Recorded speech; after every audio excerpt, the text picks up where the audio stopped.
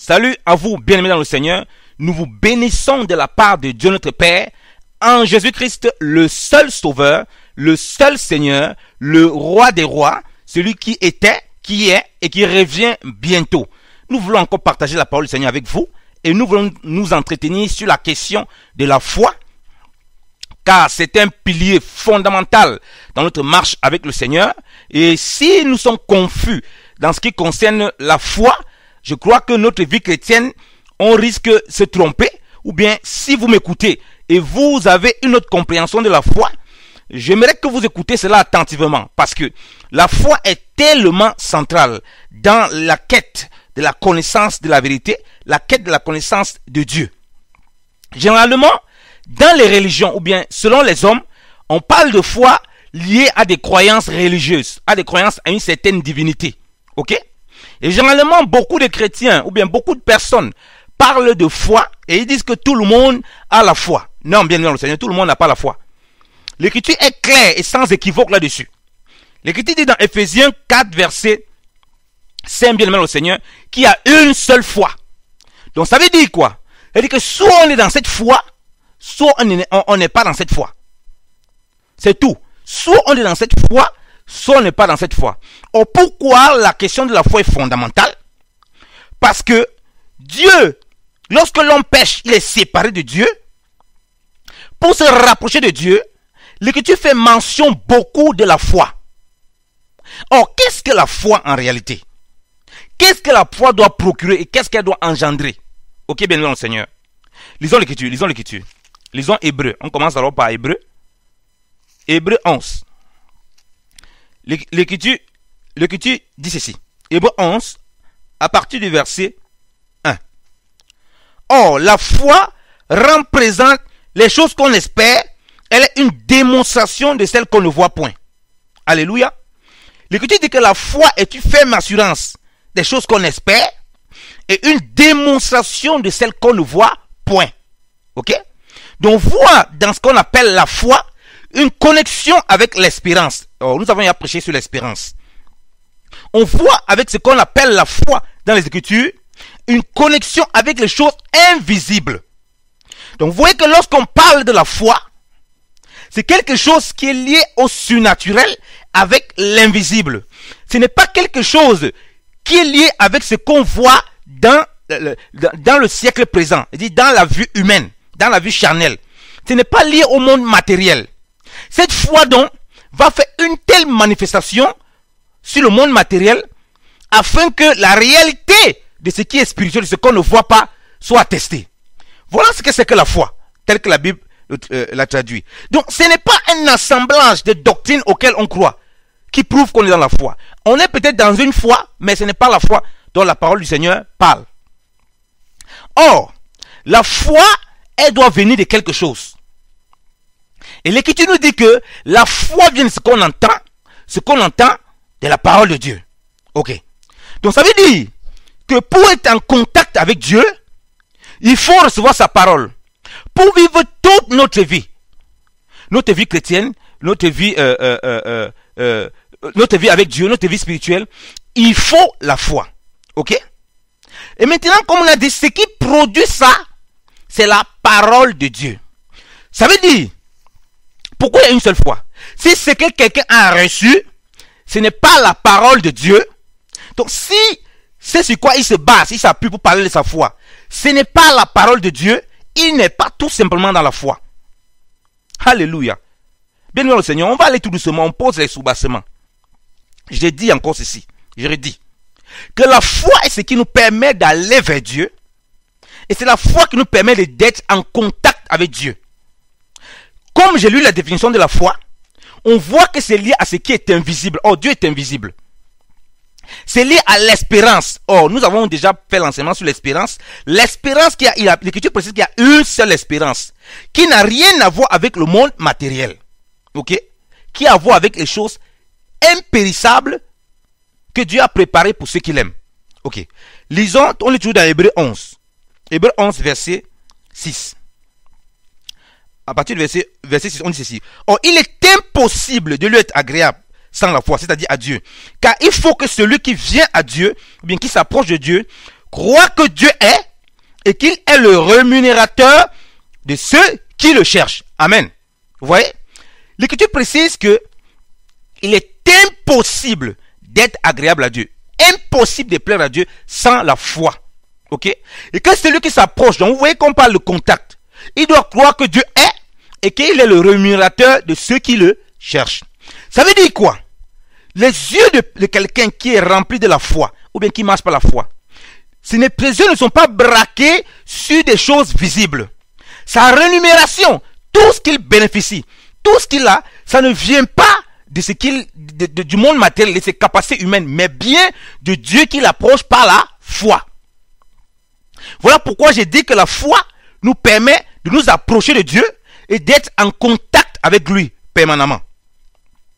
Et sans cette foi, il est impossible de lui être agréable.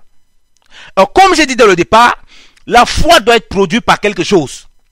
C'est quelque chose qui produit la foi. Et l'Écriture nous précise que c'est la parole de Dieu. Que la foi vient ce qu'on entend de la parole de Dieu. On va arriver là-dessus.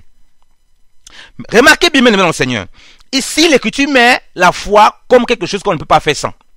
Dans les Écritures, dans la parole du Seigneur, les Écritures de la Bible, il y a des choses qu'on ne peut pas faire sans. L'Écriture dit que sans infusion de sang, il n'y a point de pardon pour le péché. Donc, on ne peut pas faire sans le sang du Seigneur Jésus-Christ. L'Écriture dit que prier sans cesse. Donc, on ne peut pas faire sans la prière. L'Écriture dit que sans la foi, il est impossible d'être agréable à Dieu. Donc, on ne peut pas faire sans la foi. Impossible en dehors de la foi. Comme j'ai dit, pour vivre la croix, pour vivre l'enseignement du Seigneur, pour vivre la vie avec le Seigneur, la foi doit être ce qui nous permet d'être en contact avec Dieu. Et maintenant, les œuvres doivent être le résultat de cette communion avec Dieu, de ce contact avec Dieu par la foi. Et comme on a lu les éléments de la foi, vous voyez bien que ces éléments n'ont rien à voir avec les choses matérielles, n'ont rien à voir avec les biens de ce monde, n'ont rien à voir avec la course et le regard de ce monde. Vous voyez bien dans le Seigneur. C'est toujours lié aux choses spirituelles, impérissables, invisibles. Alléluia. Bon, maintenant, allons lire les Écritures pour comprendre si la foi vient exactement de la parole du Seigneur. Si l'évangile, si la parole que vous recevez, ce n'est pas la parole du Seigneur, certainement vous n'êtes pas dans la foi. Et rappelez-vous, on a dit qu'il y a une seule foi. C'est pourquoi les gens aujourd'hui s'embrouillent à faire plein de choses dans le monde. C'est pourquoi on voit beaucoup de gens qui disent qu'ils ont des croyants, ils disent qu'ils ont la foi. Bien dans le Seigneur, si ce n'est pas la foi qui est dans la parole de Dieu, qui est le produit, le résultat de la parole de Dieu, ce n'est pas la foi. Et si ça ne conduit pas à te détourner des choses périssables pour t'attacher aux choses impérissables, tu n'es pas non plus dans la foi, parce que la définition de la foi, on vient de la lire dans Hébreux 11, verset 1, on a lu au verset 6 que c'est impossible d'être en contact avec Dieu sans cela. Alléluia. Maintenant, est-ce que les hommes maintenant qui ont dans les religions, bien les hommes qui croient en Dieu, n'ont pas une certaine foi? Non. Ils ont ce qu'on appelle, on peut dire une certaine croyance. Mais en réalité, ils ne sont pas dans ce qu'on appelle la foi. Puisque l'Écriture dit qu'il y a une seule foi. Donc cette foi doit les amener au contact du Dieu vivant. Pour vivre la vie nouvelle en Jésus-Christ. Or, cette foi est uniquement disponible en Jésus-Christ de Nazareth. Lisons l'Écriture. J'ai parlé de la foi. Ok? J'ai parlé de la parole de Dieu qui va produire la foi. J'ai dit que si vous avez cru, ou bien on vous a dit que les Écritures de la Bible sur laquelle votre foi se base, si ce n'est pas la parole de Dieu, vous n'êtes pas dans la foi tout simplement. Vous n'avez jamais été dans la foi. Parce que la foi va se baser sur la parole du Seigneur. Et si vous dites que vous appuyez votre foi sur quelque chose, et ce n'est pas la parole de Dieu, mais vous n'êtes pas dans la foi, tout simplement. Lisons l'Écriture. Lisons Romains. C'est un passage que beaucoup de chrétiens connaissent. Romains 10. On dit ceci. Romains 10 à partir du verset 11. Car l'Écriture dit, quiconque croit en lui ne sera point confus, parce qu'il n'y a point de différence du juif et du grec. Il y a un même Seigneur de tous qui est riche envers tous ceux qui l'invoquent. Car quiconque invoque le nom du Seigneur sera sauvé. Mais comment invoqueront-ils celui qui n'ont point cru? Et comment croiront-ils en celui qui n'ont point entendu parler? Et comment entendront-ils parler s'il y a quelqu'un qui leur prêche? Et comment prêchera-t-on sinon qu'il n'y en ait qui soit envoyé. Ainsi qu'il a écrit, oh, que les pieds de ceux qui annoncent la paix sont beaux, les pieds, dis-je, de ceux qui annoncent de bonnes choses. Mais tous n'ont pas obéi à l'évangile. Car Isaïe dit, Seigneur, qui est-ce qui a cru à notre prédication? La foi donc est de lui, et lui par la parole de Dieu, ou bien ou par la parole de Christ, dans certaines traductions que vous avez. Ça va de pair. Donc on voit bien, Paul dit, la foi vient de ce qu'on entend de la parole de Dieu. Maintenant, est-ce que Paul prêchait la parole de Dieu? C'est ça qui est important. Est-ce que lorsqu'ils annonçaient l'évangile, c'était la parole de Dieu? Est-ce que ce que vous avez reçu, pour vous, c'est la parole de Dieu? Parce que si ce n'est pas la parole de Dieu, à coup sûr, vous n'êtes pas dans la foi, vous êtes à autre chose. Certainement. Ok?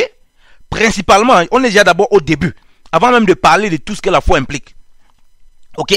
Il dit que ça vient de la parole de Dieu. Il dit de la prédication de la parole. C'est-à-dire que la parole là doit prendre vie. C'est-à-dire que la foi ne peut pas être le résultat. Vous avez appliqué beaucoup de doctrines. Vous vous dites, vous êtes né dans une famille catholique.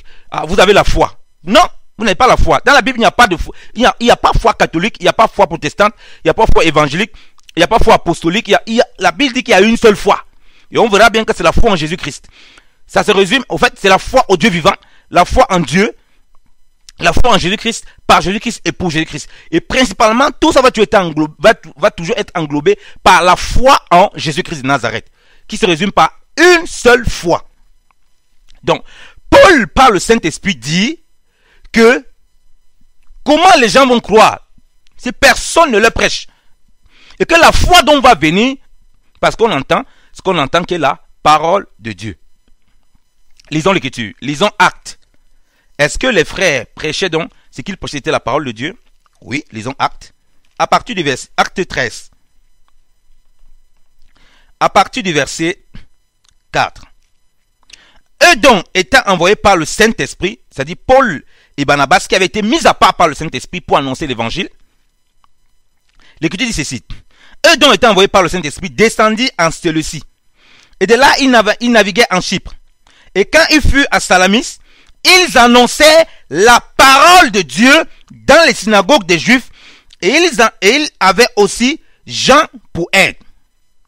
Vous voyez bien dans le Seigneur. L'Écriture précise bien que c'est bien aimé dans le Seigneur. Annoncer la parole de Dieu. Donc l'évangile qu'ils annonçaient, l'Écriture précise que c'est la parole de Dieu. On commence par là pour parler de la foi. Ok? Continuons l'Écriture. Puis ayant traversé l'île, autant pour moi, jusqu'à Paphos, ils trouvèrent là un certain enchanteur, faux prophète juif nommé Bar-Jésus, qui était avec le proconsul Serge Paul, homme prudent, lequel fut appelé Barnabas et Saül, désirant d'ouïr la parole de Dieu. Alléluia. Vous voyez dans ce qu'on a lu dans Romains 10. Ok? Le proconsul Serge Paul a voulu entendre la parole de Dieu. Il n'a pas voulu entendre un enseignement, une doctrine, une formule, des connaissances religieuses, des connaissances. Non, il a voulu entendre la parole de Dieu parce que c'est ça qui produit la foi. Alléluia. Continuons à lecture, bien-aimé mon Seigneur. Mais Élymas, c'est-à-dire l'enchanteur, c'est ce qui signifie ce nom d'Élymas, leur résistait, tâchant de détourner de la foi le proconsul. Vous voyez? Tâchant de détourner de la foi le proconsul. Parce que le proconsul, ce qu'il devait entendre, c'est la parole de Dieu et c'est ça qui peut produire la foi.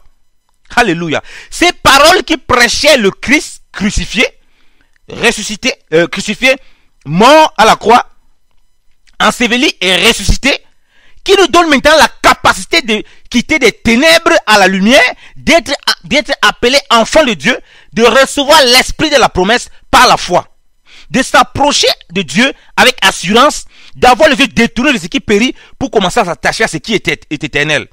Alléluia. Et là, il y avait maintenant ce Bar-Jésus qui va représenter tous ceux-là qui font l'enchantement spirituel dans des religions, dans des trucs, et qui marchent et qui s'opposent à la parole du Seigneur, qui s'opposent à l'évangile. Ok? L'Écriture précise ceci au verset 9. Mais Saul qui était rempli, qui était aussi appelé du Seigneur, mais Saul qui était aussi appelé Paul, étant rempli du Saint-Esprit, ayant les yeux arrêtés sur lui, dit: ô homme plein de toute faute et de toute ruse, fils du démon, ennemi de toute justice, ne cesseras-tu point de renverser les voies du Seigneur qui sont droites? C'est pourquoi, voici, la main du Seigneur va être sur toi, et tu seras aveugle sans voir le soleil jusqu'à un certain temps. Et en l'instant, une obscurité des ténèbres tombait sur lui, et tournant de tous côtés, il cherchait quelqu'un qui le conduisit par la main. Alors, le proconsul, voyant ce qui était arrivé, crut, étant rempli d'admiration pour la doctrine du Seigneur, ou bien pour l'enseignement du Seigneur. Alléluia. Donc, vous voyez bien que ce que le proconsul a expérimenté, qui a produit la foi, c'était la parole de Dieu, et il l'a vu de façon efficace et agissante. Ce n'était pas un ensemble de doctrines et de formules qu'on l'a répété. Donc la parole là produisait la vie. L'enseignement là qui révélait Christ. Et Paul dit que cet homme Elimas, et comme tous ceux qui se mettent en ennemi de la croix, ils combattent le Seigneur comme ça. Ils ne savent pas qu'ils sont en train de s'amener l'obscurité des ténèbres. Donc il a cru au Seigneur. Donc la foi nous pousse à croire au Seigneur Jésus-Christ. Et cette foi, comme je dis, elle doit provenir de la parole de Dieu. Et elle doit être entretenue par la parole de Dieu. Si ce n'est pas ça, bien dans le Seigneur, il faut s'asseoir pour s'examiner. C'est pourquoi j'ai dit que si quelqu'un ne croit pas que les Écritures de la Bible, c'est la parole de Dieu, il n'a jamais eu la foi. Il n'a jamais reçu l'application de l'évangile qui lui a donné la foi. Parce que si c'est la parole du Seigneur, eh bien, le Seigneur va veiller à ce que cette parole produise la vie en vous. Et c'est le Saint-Esprit qui vient agiter cette parole pour qu'elle produise la vie. Remarquez encore quelqu'un qui va encore croire. Vous allez voir quelqu'un qui va encore croire à la parole. Lisons Actes, bien dans le Seigneur. Acte 16. Lisons Acte 16. À partir du verset 8. C'est pourquoi, ayant passé la Mysie, il descendit à Troas. Et Paul eut de nuit une vision d'un homme macédonien qui se présenta devant lui. Et le priant disant, passe en Macédoine et nous aide. Et donc, quand il eut cette vision, nous tâchâmes aussitôt d'aller en Macédoine, concluant de là que le Seigneur nous avait appelés pour y évangéliser. Ainsi, étant sortis de Troas, nous tirâmes droit à Samothrace, et le lendemain à Néapolis, et de là à Philippe, qui est la première ville du quartier de Macédoine, et une colonie, et nous séjournâmes quelque temps dans la ville. Et le jour du sabbat, nous sortîmes de la ville, et allâmes au lieu où on avait accoutumé de faire la prière, près du fleuve. Et nous étant là assis, nous parlâmes aux femmes qui étaient assemblées. Une femme nommée Lydie, marchande de pourpre, qui était de la ville de Thyatire, et qui servait Dieu, c'est-à-dire nous écoutait. Ouais, elle écoutait ce que Paul et les autres qui étaient avec lui, qui faisaient le ministère, annonçaient, parlaient. Ok? Regardez, mais continuons. Il dit, et le Seigneur lui ouvrit le cœur, afin qu'elle se rendît attentive aux choses que Paul disait. Ok?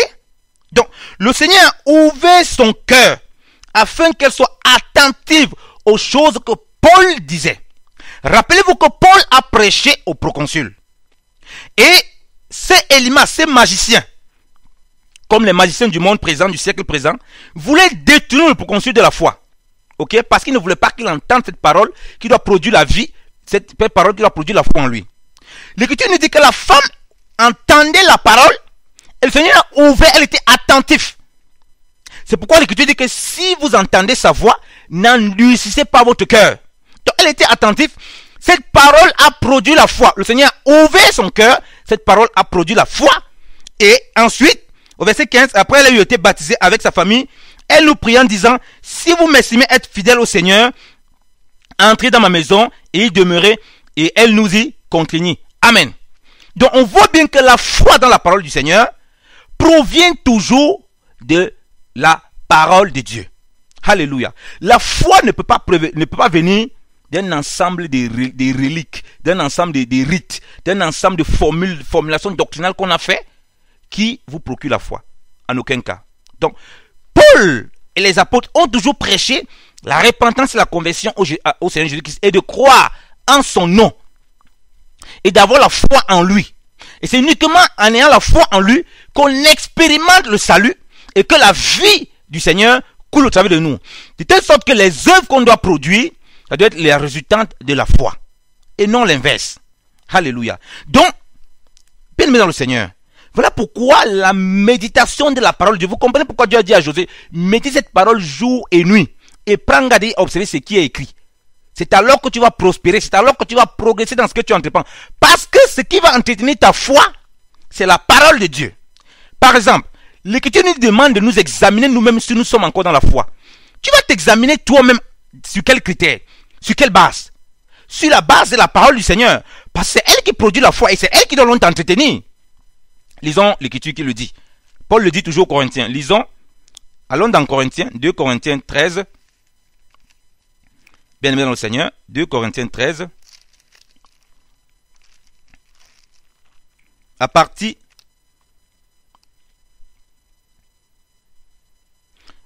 du verset 1 même. C'est ici la troisième fois que je viens à vous. En la bouche de 2 ou de 3 témoins, toute parole sera confirmée. Je l'ai déjà dit, et le dis encore comme si j'étais présent pour la seconde fois. Et maintenant, étant absent, j'écris à ceux qui ont péché auparavant et à tous les autres, que si je viens encore une fois, je n'épargnerai personne. Puisque vous cherchez la preuve que Christ parle par moi, lequel n'est point faible envers vous, mais qui est puissant envers vous. Car quoi qu'il ait été crucifié par infimité, il est néanmoins vivant par la puissance de Dieu, et nous aussi, nous souffrons diverses infimités à cause de lui, mais nous vivrons avec lui par la puissance de Dieu qu'il a déployée envers vous. Examinez vous-même pour savoir si vous êtes en la foi. Éprouvez-vous vous-même. Ne reconnaissez-vous point vous-même savoir que Jésus-Christ est en vous, si ce n'est qu'en quelque sorte vous fussiez réprouvés. Alléluia. Donc, Paul les écrit, les Écritures. Il dit de s'examiner pour voir s'ils sont tous dans la foi. Ils vont s'examiner en fonction de quoi? En fonction de la parole du Seigneur. En fonction des fruits qu'ils vont porter. Parce que c'est la foi qui doit produire les œuvres et non le contraire. Voilà pourquoi l'Écriture parle de la justification par la foi. Donc, toute ta vie chrétienne, tout ce que le Seigneur dit, tout ce qu'il fait, tout ce qu'il opère, si ce n'est pas le produit de la parole de Dieu, si ce n'est pas la foi qui t'amène à conduire dans toutes ces choses, bien non, Seigneur, alors on ne parle pas de foi. Ici, on est en train de parler des rites religieux. Voilà pourquoi tu vas t'attribuer, les gens vont s'attribuer une certaine gloire. Et comme je dis, cette foi ne dépend pas d'où vous avez grandi, de ce qu'on vous enseigne, elle dépend de la parole du Seigneur. Qu'avez-vous reçu comme évangile? Est-ce que la foi que vous avez reçue, elle vous pousse à être imitateur de Christ?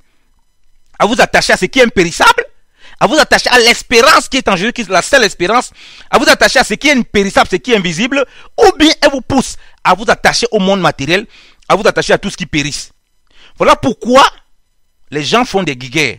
Voilà pourquoi les gens cherchent à assujettir d'autres personnes. Parce qu'ils ne vivent que pour le monde matériel. Et il dit, examinez-vous vous-même si vous êtes encore dans la foi. Donc, comprends bien que la foi ne nous rend pas inconscients. La foi, au contraire, éveille notre conscience, notre esprit. Alléluia. Parce qu'on demeure dans la parole du Seigneur. Et en ces temps de fin, beaucoup de chrétiens abandonnent la parole du Seigneur. Beaucoup de gens abandonnent la parole du Seigneur. Vous allez voir que l'Écriture subit des attaques de toutes parts. Parce que les gens ont abandonné la foi. Et comme ils ne peuvent plus s'examiner pour voir si Christ est réellement formé en eux, ou bien si c'est Christ qui cherche vraiment, alors il faut qu'ils dénigrent la parole du Seigneur et disent que non, on peut traverser les Écritures de la Bible, c'est pas grave. Là, on demeure dans la foi. Frère, on ne parle pas de foi là-bas. Tu n'es plus dans la foi. Tu es dans l'apostasie et tu t'es séduit toi-même. Bien-aimé dans le Seigneur, de quoi parlons-nous dans les Écritures? De quelle foi parlons-nous? Est-ce réellement la foi en Jésus-Christ? Ou autre chose? Lisons les paroles du Seigneur. Lisons la parole du Seigneur, bien-aimé dans le Seigneur. Si nous lisons Éphésiens, le livre d'Éphésiens qui nous dit par comment nous sommes sauvés. Éphésiens 2, à partir du verset 8. Car vous êtes sauvés par la grâce, par la foi, et cela ne vient point de vous, c'est le don de Dieu. non point par les œuvres, afin que personne ne se glorifie. Alléluia. Donc, comme nous avons dit, la foi est ce qui nous permet d'être en contact avec le Dieu vivant, qui nous permet, en Jésus-Christ, de pouvoir passer de l'homme animal à l'homme spirituel, tout ça par l'œuvre de la croix, par tout ce qu'on connaît, le sang de Jésus, la vie de l'esprit. La foi là, l'Écriture nous dit que c'est par la grâce, par le moyen de la foi que nous sommes sauvés. Et cela ne vient pas de nous. Donc la foi ne vient pas de nous, elle vient donc de Dieu. Par quoi? Par sa parole. Et comme je dis, elle est entretenue par la parole. Ce n'est pas par nos œuvres. Pourquoi? Pour que personne ne se glorifie. Donc lorsqu'on commence à se glorifier d'une œuvre, ou bien de la puissance de Dieu, on n'est plus dans la foi. Lorsqu'on veut commencer à se justifier que Dieu travaille avec nous, ou bien Dieu aussi avec nous, on opère des miracles, on fait des trucs, on n'est plus dans la foi du tout. Ok? Parce que quand la foi est manifestée, on ne se glorifie plus de nos œuvres. On se glorifie uniquement dans le Seigneur Jésus-Christ, qui nous procure toute l'assurance devant Dieu par le moyen de sa croix, par sa parole, par la vie qu'il nous a accordée au travers de la croix. Donc la foi, elle est là pour nous croire, pour nous faire croire. La foi qu'on a en Jésus, elle est là pour nous faire croire à ce qui est impossible à l'homme. Impossible qu'un homme totalement animal, que Dieu prenne cet homme de la boue, fasse une nouvelle création. Et c'est ça le miracle des miracles. Pas pour que ses yeux soient braqués sur ce monde visible, mais pour qu'il cherche à être comme le Seigneur est. Dans l'identité dans l'homme nouveau, comme Christ a vécu dans l'homme nouveau. Afin de révéler le Père. Donc, voilà la foi. Et celui-là, il ne peut plus se glorifier donc, de ses œuvres. Donc, quand vous voyez quelqu'un qui se glorifie de ses œuvres, qui se glorifie de ce qu'il fait, ne goûte pas, ne touche pas, il fait plein de choses. Au plan humain, il est encore dans la chair, peut-être même pas dans la foi. Parce que la foi ici va faire en sorte que tu ne te glorifies pas de tes œuvres. Mais que tu fasses quoi? Que tu rentres dans les œuvres que Dieu a préparées d'avance. Donc, quelqu'un qui ne marche pas la foi, ce n'est pas lui qui va établir le programme que Dieu doit lui donner. Ce n'est pas lui qui doit établir ce qu'il va faire dans le Seigneur. Donc quand il est dans le Seigneur, la foi qu'il entretient par la parole de Dieu, quand il lit la parole, même si son cerveau a du mal à accepter, il croit de tout son cœur. Et comme un petit enfant, il se laisse faire par le Seigneur. Et cette parole-là a le pouvoir donc de le faire vivre ce que le Seigneur a demandé qu'il fasse dans sa parole. Ok? Regardez ce que le Seigneur dit, regardez ce que le verset 10 dit. Car nous sommes son ouvrage, étant créés en Jésus-Christ. Vous voyez, comme toujours dans la foi, on parle de Jésus-Christ. Pour les bonnes œuvres que Dieu a préparées afin que nous marchions en elles. Alléluia. Donc Dieu a déjà préparé des œuvres d'avance pour que nous pratiquons. Et en Jésus-Christ, par la nouvelle création, nous marchons par la foi et non par les œuvres, afin que ces œuvres, nous puissions les pratiquer. Donc c'est totalement le contraire avec la religion, avec l'ensemble des doctrines, de la religion des hommes bien sûr, avec l'ensemble des dogmes que les gens se figent. Là, ils marchent par un ensemble d'œuvres. Voilà pourquoi les gens reçoivent des récompenses et des prix pour les œuvres qu'ils font. Mais là, dans le Seigneur, la justification qu'on a, la justification par la foi. Et c'est elle donc qui produit, comme nous avons dit, les fruits de la vie du Seigneur. Et là, on ne peut plus se glorifier. Et là, on est attaché fortement au Seigneur. Donc, bien aimé dans le Seigneur, dans les Écritures, il s'agit de vie ou de mort.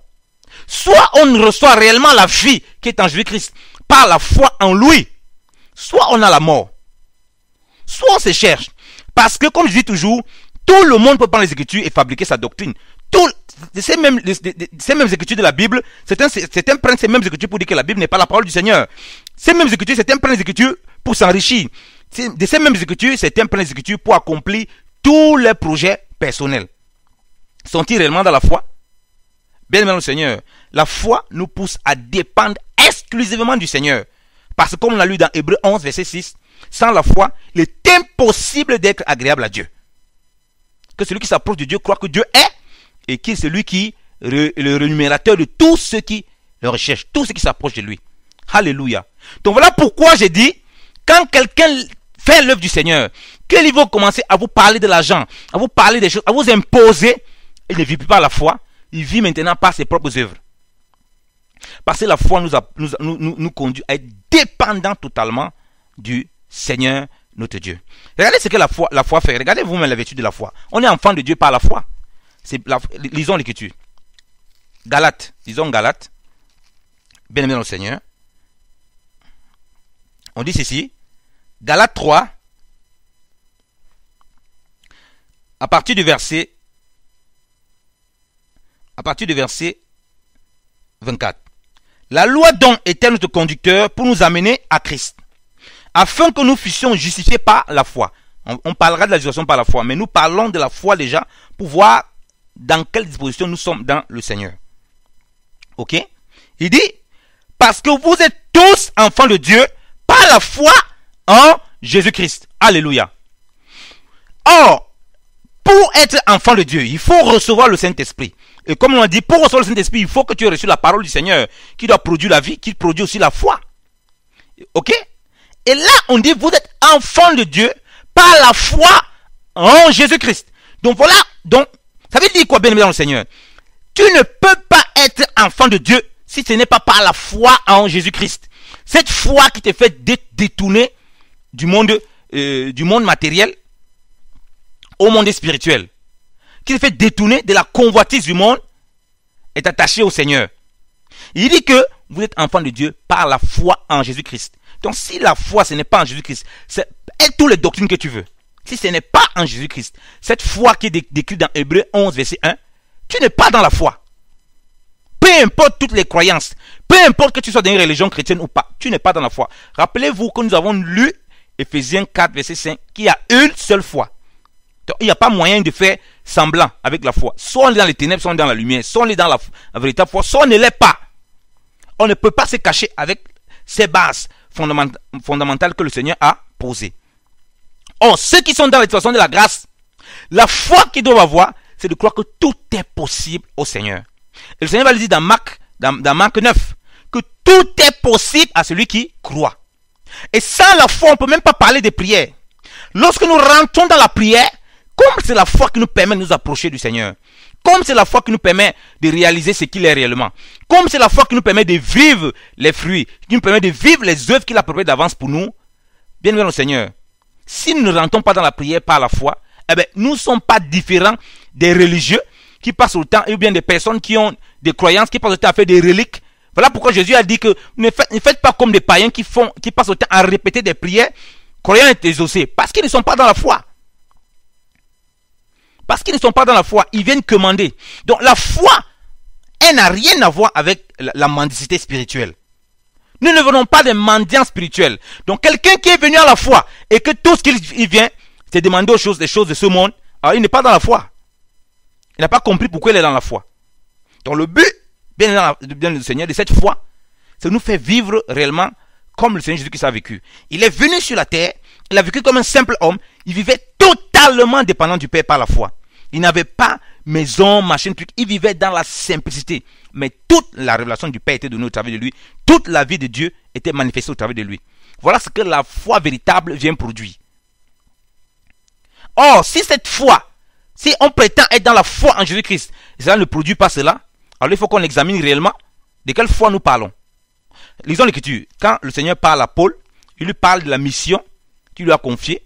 Lisons Actes, bien aimé le Seigneur, Acte 26. Le Seigneur va encore mettre la centralité sur lui. Il dit ceci, Acte 26, à partir du verset... Alors, à partir du verset 15. Alors, quand le Seigneur est apparu à Paul, alors je dis, qui es-tu, Seigneur? Et il répondit, je suis Jésus que tu persécutes. Mais lève-toi et te retiens sur tes pieds. Car ce que je te suis apparu, c'est pour t'établir ministre et témoin tant de choses que tu as vues, que celles pour lesquelles je t'apparaîtrai. En te délivrant du peuple et des gentils, vers lesquels je t'envoie maintenant. Pour ouvrir les yeux, afin qu'ils soient convertis des ténèbres à la lumière, et de la puissance de Satan à Dieu, et qu'ils reçoivent la rémission de leurs péchés, et leur part avec ceux qui sont sanctifiés par la foi qu'ils ont en moi. Alléluia. Donc, tout ce qui va vivre, la rémission des péchés, Christ est d'abord lui-même la rémission des péchés, la justification par la foi, l'œuvre de la croix, la sainteté, la justification, tout cela, le Seigneur a dit, par la foi en moi. Donc, parce qu'ils ont cru en moi. Donc tout est en Christ. Rien en dehors. Si quelque chose est en dehors, ce n'est pas la foi en lui, dans ce qu'il a accompli, pour nous amener à être sanctifiés à sa stature. Dans l'homme nouveau, alors on ne parle pas de la foi. On ne parle pas de la foi, on est en pleine apostasie. Bien-aimés dans le Seigneur, les temps sont accomplis. Repentons-nous et préparons les voies du Seigneur. Aplanissons les sentiers du Seigneur. Le Seigneur va venir nous trouver, non point dans notre justice, mais dans la justice de la foi. S'il vient nous trouver dans nos propres œuvres, certainement, on sera rejeté. La mission ici à Paul est très bien expliquée. Donc, toutes les bonnes œuvres qu'on doit faire, tout ce qu'on doit produire, frère, c'est le résultat de la foi. C'est la foi au Seigneur Jésus-Christ qui doit manifester cela. Et comme on a dit, cette foi s'entretient avec la parole du Seigneur. Quelle est l'intimité que nous avons avec le Seigneur et avec sa parole? Quand nous allons devant le Seigneur, avec quel cœur nous allons là-bas? Est-ce réellement par la foi? Ou bien nous allons devant le Seigneur en croyant que nous sommes meilleurs que les autres, en croyant que nous avons accompli ça, et que maintenant on pourra entrer au ciel? C'est pourquoi la Bible parle de justification par la foi. Personne ne va présenter ses œuvres devant le Seigneur. Personne ne va présenter sa capacité à être pur, sa capacité à être simple que telle personne. Les doctrines, il va la foi seule. Ce serait ça qui prouve qu'il est demeuré dans le Seigneur. Une foi véritable. Regardez cette foi véritable que Paul exprime. Lorsque Paul, il est prêt à être mis en libation pour le peuple, dans son œuvre du ministère. Okay? Comment il était donné comme un sacrifice, comment Paul a été mis à mort dans son combat pour la foi. Lisons 2 Timothée 4.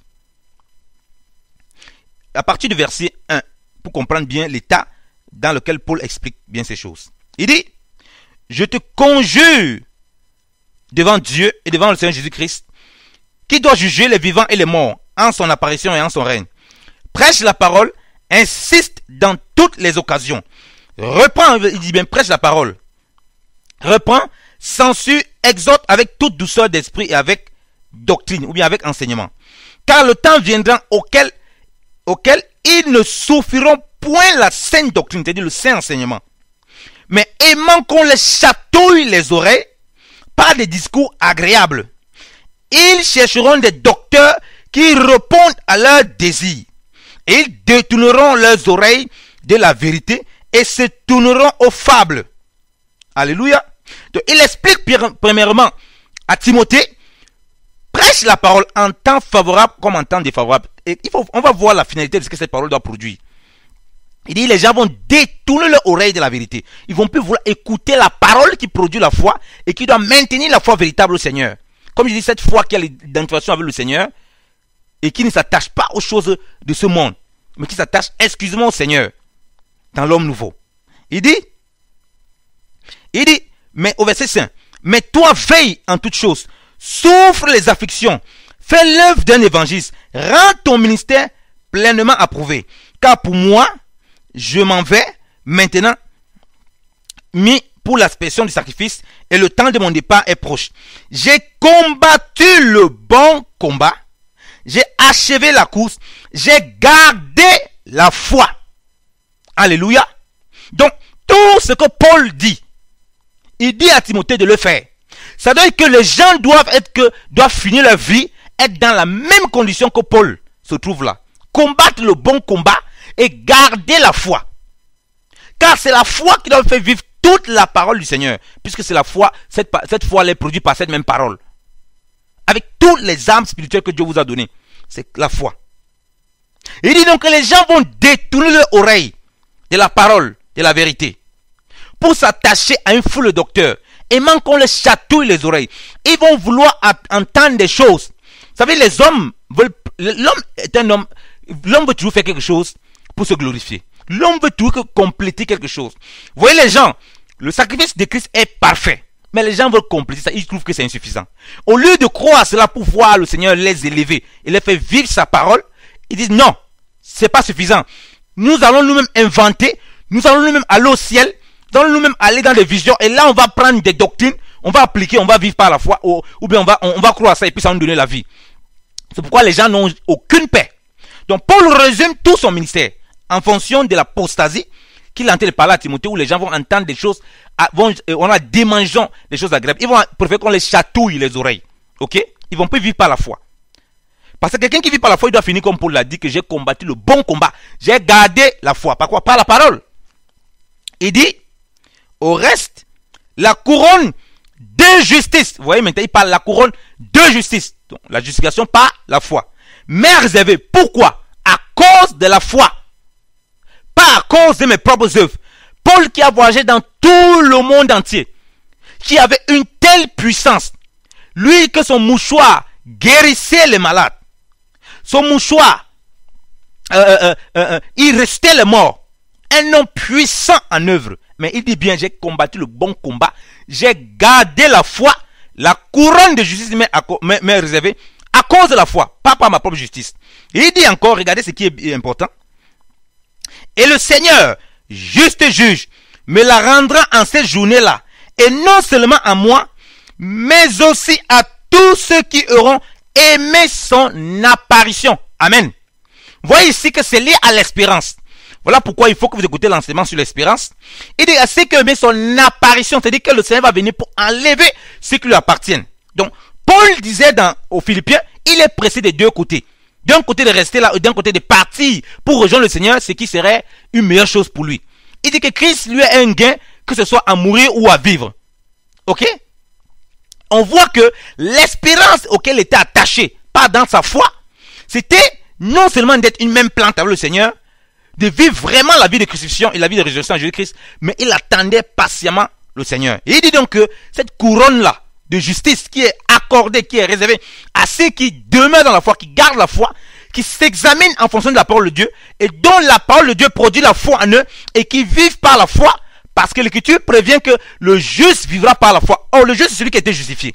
Donc, la justification par la foi qui est en Jésus-Christ, elle nous permet, elle nous fait vivre par la foi, avec l'Esprit du Seigneur, sa parole, et là, on peut dire, oui, la couronne de justice nous est réservée, uniquement par la foi. Donc, mon frère et ma soeur, si la couronne de justice t'est réservée, parce que tu dis que je ne fais pas ça, je ne fais pas ci, je ne fais pas ça, je ne suis pas comme tel, je ne suis pas... Peut-être tu n'es plus dans la foi depuis longtemps, tu ne te rends pas compte. Voilà la vie d'un apôtre qui était un instrument pour donner toutes les bases, des grandes bases de la foi chrétienne, de la marche avec le Seigneur, des grands enseignements. Il dit aussi à ceux qui vont aimer son apparition. Est-ce que tu es encore attaché à l'enlèvement? Ou tu écoutes l'évangile qui te dit que non, il faut avoir ton héritage, Dieu t'a appelé pour régner dans ce monde, dans ce siècle présent. C'est que tu n'aimes pas l'apparition du Seigneur parce que Paul dit à ceux qui ont aimé son apparition. Si le Seigneur vient là maintenant, tu es d'accord de partir avec lui? Ou bien tu vas encore rester dans ce siècle? Soupires-tu réellement à être une même plante avec lui? Parce qu'être une même plante avec lui, c'est d'attendre de revêtir ce corps glorieux qu'on aura à la résurrection. Et principalement en l'enlèvement. Donc la foi est liée à cela. Bien-aimés dans le Seigneur, repentons-nous et préparons les voies du Seigneur. Examinons nous-mêmes pour voir si nous sommes encore dans la foi. Le juste vivra par la foi. On n'a pas dit que le juste vivra par un ensemble de règles humaines. Donc la parole du Seigneur qui est écrite dans la Bible, elle doit prendre vie en nous. Et là on parle de foi. C'est pourquoi si on obéit à la parole du Seigneur, c'est réellement par la foi, on aura la compassion lorsqu'on va voir quelqu'un qui a du mal à réaliser quelque chose que nous parvenons déjà. Ok? Et là, notre connaissance ne va pas être une pierre d'achoppement pour nous. Ce sera les fruits du Seigneur, ce sera l'amour qui va d'abord régner, la miséricorde, la patience, ces fruits qui vont demeurer. Et c'est pas facile. Et là, frère, on pourra marcher d'un même esprit, dans l'unité de la foi. Donc la statue parfaite de Christ ne peut pas se faire si on ne comprend pas ces éléments basiques de la foi. Donc la foi doit nous faire croire que tout est possible au Seigneur. Qu'est-ce qui est possible lorsqu'on lit dans les Écritures? L'Écriture nous dit dans Hébreux 11 que Jésus-Christ est venu pour abolir le péché. Autant pour moi, pas Hébreux 11, Hébreux 9. Bien évidemment, le Seigneur. Est-ce qu'on croit réellement à cela? Notre foi, lorsqu'on approche les Écritures, est-ce qu'on te dit non, c'est impossible? Le Seigneur dit qu'il est possible, bien évidemment, le Seigneur. Celui qui est né de l'Esprit, il ne pêche point. Est-ce qu'on croit réellement à cela? Ou bien on n'est pas satisfait de ce que le Seigneur a fait à l'œuvre de la croix. On commence à mettre plein de choses autour de nous et on ne vit pas la parole du Seigneur. Bien aimé dans le Seigneur, le temps est accompli. Revenons à la véritable foi. Cette foi est uniquement en Jésus-Christ de Nazareth. C'est uniquement en lui. En l'œuvre parfaite qu'il a accomplie. en ce que Dieu dit dans sa parole nous concernant. Ne venons pas discuter avec la parole du Seigneur. Chaque fois qu'on rentre en conflit avec la parole du Seigneur, certainement elle ne peut pas produire la foi. La foi vient de ce qu'on entend de la parole du Seigneur. Le message de la foi peut être très vaste. C'est aussi lié à l'espérance. Voilà pourquoi nous avons précisé qu'il y a une seule foi. Donc examinons-nous pour voir si nous sommes toujours dans la foi et croyons à la parole du Seigneur, ce qu'il a dit nous concernant, pour vivre vraiment en nouveauté de vie. Et là, on pourra dire comme Paul, nous avons combattu le bon combat. Nous avons gardé la foi. Et la couronne de justice nous est réservée. Donc quand on voit des témoignages, des visions, des gens qui sont des révélations, eux, pour entrer au ciel, la couronne de justice les a donnée parce qu'ils ont un ensemble de doctrines qu'ils ont fait, un ensemble de choses qu'ils ont fait. Frère, ils ne sont plus dans la foi. Ils sont dans les œuvres de la lettre, dans les œuvres de la chair, et l'égarement entre comme ça, et puis le malin commence à s'amuser. Que le Seigneur vous bénisse abondamment. Nous aurons l'occasion de toucher la justification par la foi, qui est toujours liée à la foi. Donc, ne craignez de rien, frère. Si le Seigneur vous a appelé à son œuvre, il vous a réellement touché par la vraie foi, vous avez reçu réellement la foi au Seigneur Jésus-Christ, il va s'occuper de tout ce qui vous regarde. Il va s'occuper de tout cela. Le Seigneur va dire que ne vous cherchez pas ce que vous allez manger, que les oiseaux mangent ou boivent. Les oiseaux du ciel, ils ne sèment ni ne moissonnent. Mais le Père prend soin d'eux. À plus forte raison, nous les créatures. Donc vous voyez que la foi nous découpe réellement. La véritable foi, frère, qui est en Jésus-Christ. De ces choses, de la convoitise du monde. Tout ce qu'on aura dans le Seigneur, on va l'utiliser pour le service du Seigneur et on ne va pas s'accaparer cela. Et là, on pourra parler vraiment que nous sommes dans le Seigneur. Bien-aimés dans le Seigneur, que le Seigneur vous bénisse abondamment. Demeurez dans la parole du Seigneur. Que personne ne vous séduise en quoi que ce soit. Allez dans la parole pour chercher Christ. Comme on l'a dit, il s'agit de vie ou de mort. Et là, on pourra réellement vivre la vie du Seigneur et on pourra réellement être épanoui dans le Seigneur Jésus-Christ. Que le Seigneur vous bénisse abondamment au nom puissant de Jésus-Christ. Amen.